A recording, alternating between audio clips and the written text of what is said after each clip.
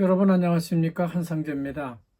오늘은 2024년 9월 9일 월요일이 되겠습니다. 지금부터 자연이 그리워 방송을 시작하겠습니다.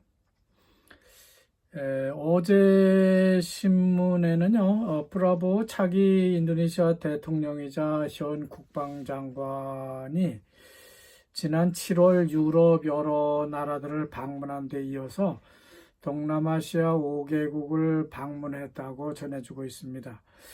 프라보 대통령 당선자는 이번 아세안 5개국 방문에서 다양한 분야, 특히 국방과 안보 분야 협력 강화에 대해서 논의를 집중적으로 했다는 전언입니다.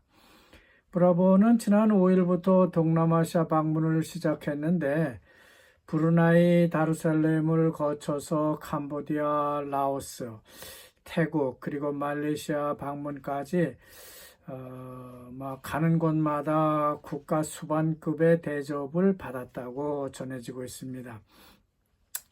특히 말레이시아를 방문했을 때는요, 말레이시아 국왕과 직접 회담을 가지기도 했는데 그 자리에는 인도네시아, 말레이시아, 필리핀 국경 보안 문제, 이게 가장 첨예한 문제죠. 이것 가지고 비행기도 뜨고 잠수함도 만들고들 하고 서로 다투고 있는데 이 국경 보안 문제에 대해서도 논의를 했다고 전해지고 있습니다. 자, 그리고 신태용 감독이 이끄는 인도네시아 가루다 축구 대표팀에 또다시 유럽 축구계에서 활약하던 2명의 선수가 합류하기로 했다는 뉴스가 전해지고 있습니다.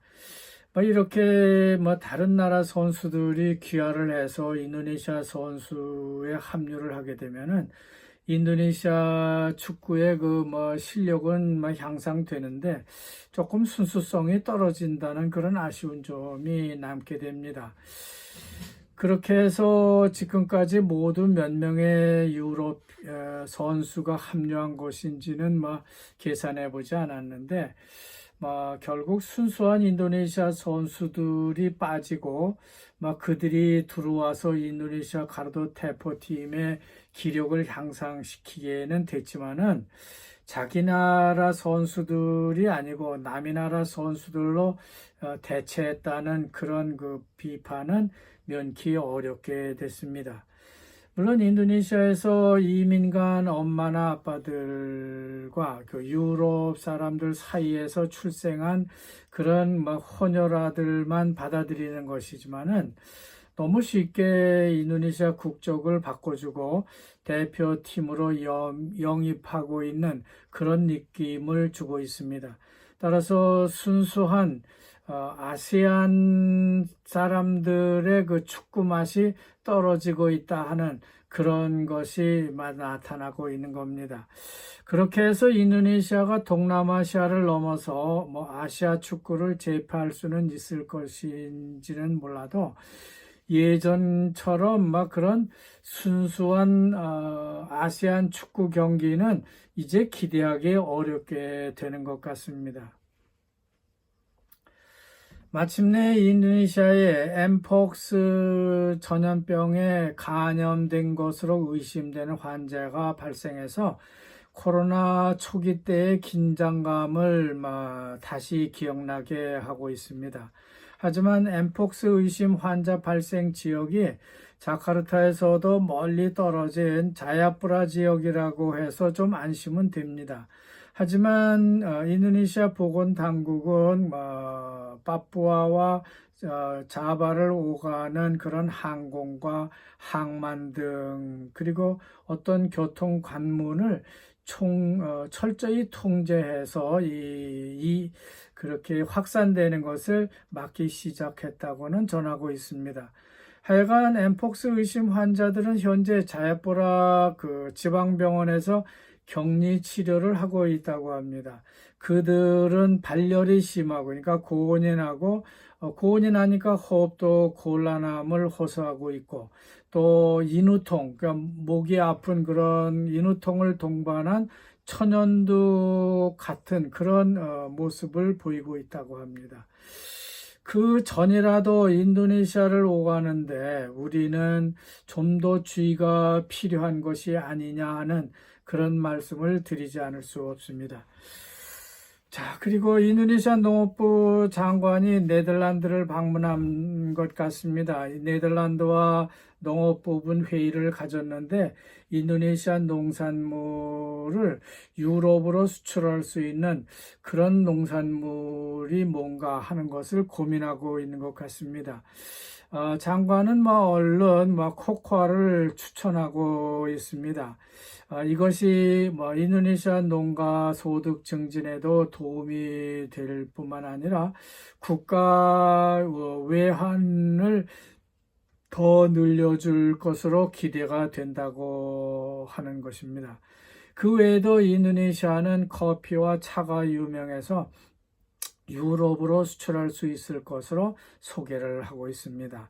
하지만 인도네시아는 하나 특별하게 전 세계적 상품, 그러니까 수출 최고 상품으로 내밀 만한 농업 생산물이 없다는 게 참 신기할 정도입니다. 이렇게 큰 나라에 팜유가 다지만은요, 유럽 공동체가 팜유를 사지 못하게 비토를 하고 있고, 커피는 베트남에 지고 있으면서 또 녹차는 스리랑카에 한참 밀리고 있습니다.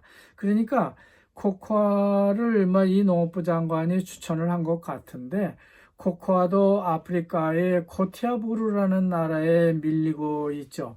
그리고 코코아는 인도네시아 국내 제조 공장의 수요도 못 채우고 있는 실정에 있습니다. 자, 인도네시아의 LPG 수입량이 해마다 계속 증가하고 있다는 뉴스가 전해지고 있습니다.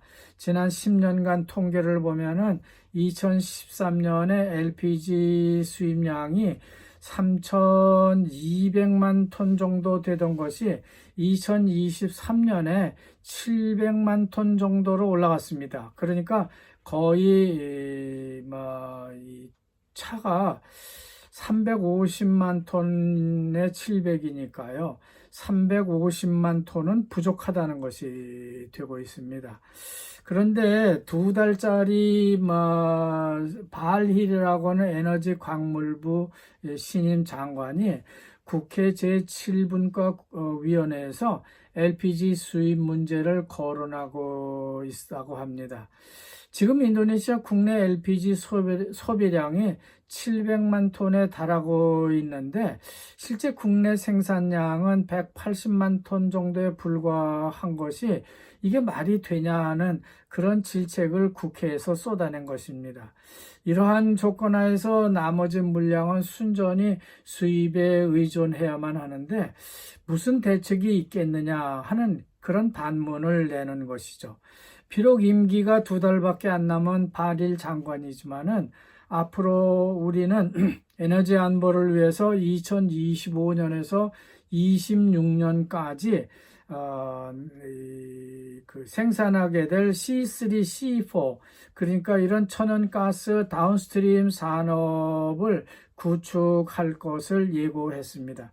이를 통해서 국내 LPG 생산을 좀 더 많이 할 수 있을 것이라고 말한 겁니다. 자, 그리고 인도네시아 알츠하이머 환자 수가 노령화 인구가 함께 크게 증가하고 있는 것으로 그렇게 보도하고 있습니다. 알츠하이머 치매병은 방치되고 쉽고요. 쉽게 발견되지 않기 때문에 이 질병을 이해하고 있는 사람은 많지 않다고 합니다. 그렇죠. 하지만 기대 수명의 증가라든지 노령 인구의 증가, 또 위험인자, 주변인자의 증가 등이 환자 수 증가에 영향을 많이 미치고 있기 때문에 앞으로 이 알츠하이머 환자 증가 추세는 좀 더 늘어날 것으로 이렇게 추정을 하고 있습니다. 그렇지만 일반 사람들, 일반 대중의 인식은 참 미미하다는 게 사실이라고 말합니다. 이로 인해서 많은 알츠하이머 치매 환자가 진단을 받지 못하게 되어서 치료가 너무 늦어지거나 심지어 치료를 받지 못하고 죽는 경우도 많다고 하는 겁니다. 이런 현상은 전 세계적인 추세라고 말합니다. 2019년 현재 전 세계 알츠하이머 치매 환자 수는 552만 명으로 추산을 하고 있습니다. 인도네시아만도 2016년에 120만 명이었는데요. 2030년이 되게 되면은 이런 추세로 갈 때 200만 명이 될 것이고, 또 2050년이 되면은 400만 명을 넘을 것으로 이렇게 추정을 하고 있습니다. 근데 이상한 것은 유럽에서 2,410만 명이 되고요. 아메리카 대륙에서 1,030만 명, 그리고 1,003만 명이죠. 1,003만 명. 그리고 남아시아에 2천만 명. 또 우리나라와 일본, 중국, 그러니까 동아시아에 650만 명으로 상당히 알츠하이머 환자가 많은 것으로 집계되고 있습니다만, 상대적으로 중동이 230만 명, 또 아프리카에서는 190만 명의 환자 수가 보도되고 있는 것으로 보아서 못 사는 나라가 잘 사는 나라에 비해서 알츠하이머 치매 환자 수가 적은 현상을 보이고 있는 것이 참 특이합니다. 저도 지금 7학년이 넘은 나이기 때문에 참 말씀드리기가 어렵지만은 이들 알츠하이머 치매 환자 노인들은 희망이 있다는 그런 마음으로 보살펴줘야 한다는 것이 주안점입니다. 미소와 웃음이 가득 찬 환경을 조성하는 것도 중요하지만은 그들 마음속 깊은 곳에 가려져 있어서 겉으로는 내보이지 않는 그런 투병의 정신을 일반인들이 이해해 주는 것이 필요하다고 하는 겁니다. 그들이 늘 실시하는 그런 병원에서 실시하는 귀 마사지라든지, 그리고 손과 발, 또 손가락을 조금씩 움직여서 운동을 함께 하는 그런 운동을 통해서 그들의 뇌 활동을 도와줘야 한다고 합니다. 운동을 통한 자극은 신체 건강에도 좋겠지만은 뇌 건강을 유지하는 데도 큰 도움이 된다고 합니다. 특히 매일 가벼운 운동을 하면서 치매를 예방하고요. 또 저처럼 유튜브 활동이나 무슨 사회적 문제를 아주 심도 있게 다각도로 생각해보는 시간을 갖는 등의 활동을 통해서 정신적 건강을 유지하는 것도 큰 도움이 된다고 말합니다. 자, 끝으로 조코이 대통령의 임기 마지막 40일이 남았습니다. 이 40일을 누산따라 신수도에서 오픈한 가루다 대통령 집무실에서 거기서 집무를 하게 될 것이라고 말합니다. 거기서 국무회의를 열겠다고 하는 것이죠.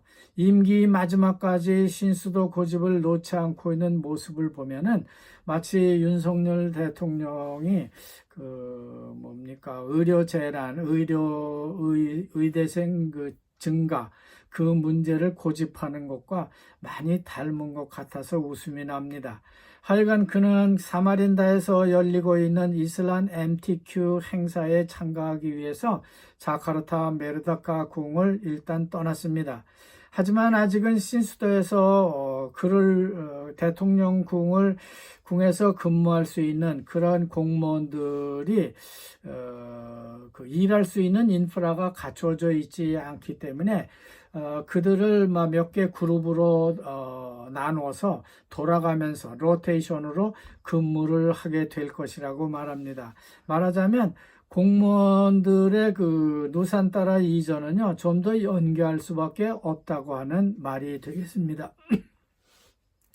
따라서 조코이 대통령은 거기서 임기 마지막 40일을 근무하고 10월 20일인가요? 브라보 대통령, 기브란 부통령 취임식 때 자카르타로 돌아와서 국회에서 이 취임식을 거행하고 임기를 마치겠다고 하는 것입니다. 자, 여기까지 하겠습니다. 여러분 대단히 감사합니다.